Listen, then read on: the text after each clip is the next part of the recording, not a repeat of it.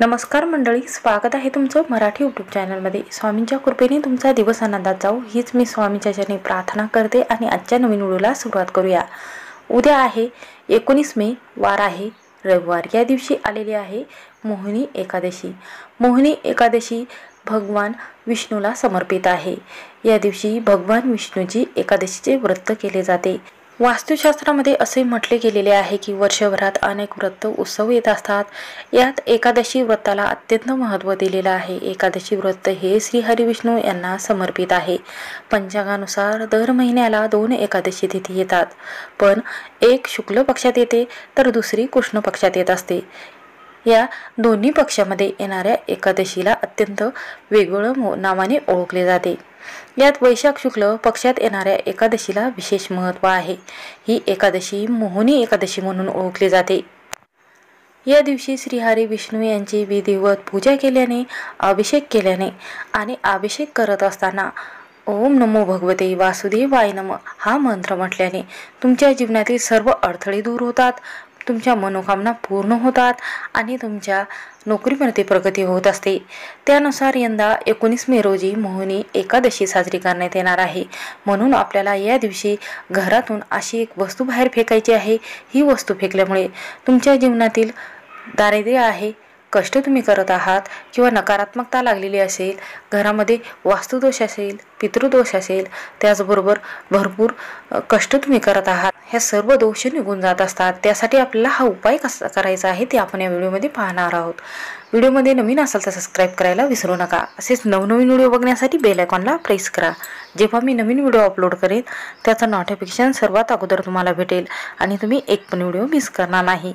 तर पहा, ही जी मोहिनी एकादशी आहे याचं महत्त्व काय आहे तर पहा, ही जी एकादशी आहे ही मोक्ष प्राप्त करून देणारी एकादशी मानली जाते।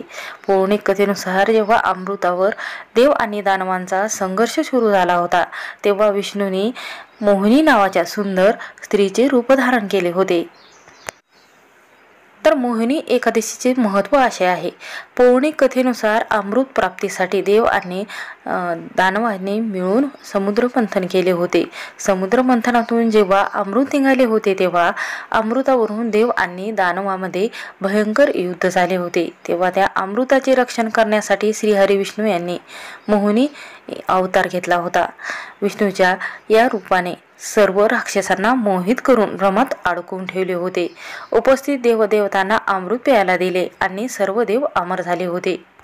म्हणून या मान्यतेनुसार असं म्हटलं गेलेलं आहे की श्री हरी विष्णू यांनी या दिवशी मोहिनीचे रूप धारण केले होते। म्हणून या एकादशी तिथी होती तेव्हापासून या एकादशीला मोहिनी एकादशी असं म्हणून संबोधलं जातं।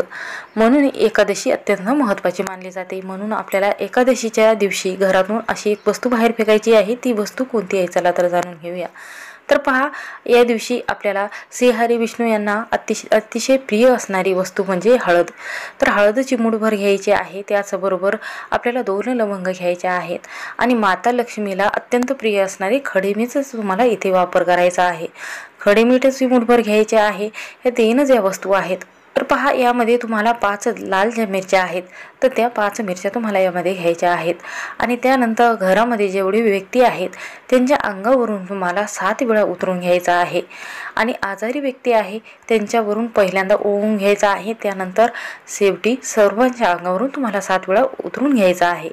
उंबरवट्यावर जायचं आहे, उंबरवट्यावर 7 वेळा उतरून घ्यायचं आहे आणि माझ्या घरातील इडापिडा आहे, संकट आहे, वास्तुदोष आहे, पितृदोष आहे ते घराबाहेरच राहावे, घरामध्ये प्रवेश करू नये असं तुम्हाला उंबरवट्यावर बोलायचं आहे। त्यानंतर हे जे मीठ आहे हे तुम्हाला एखाद्या पाण्यामध्ये विसर्जित करायचं आहे, नदीमध्ये विसर्जित करायचं आहे किंवा एखाद्या चौकोपऱ्यामध्ये तुम्हाला टाकायचं आहे।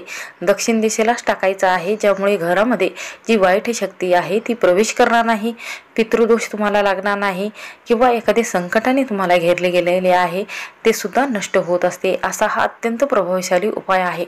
हा एकादशीच्या दिवशी तुम्ही दिवसभरामध्ये कधीही करू शकता। असा हा महत्त्वाचा उपाय नक्की करून पहा। श्री स्वामी समर्थ। व्हिडिओ आवडला असेल तर स्किप न करता शेवटपर्यंत नक्की पहा।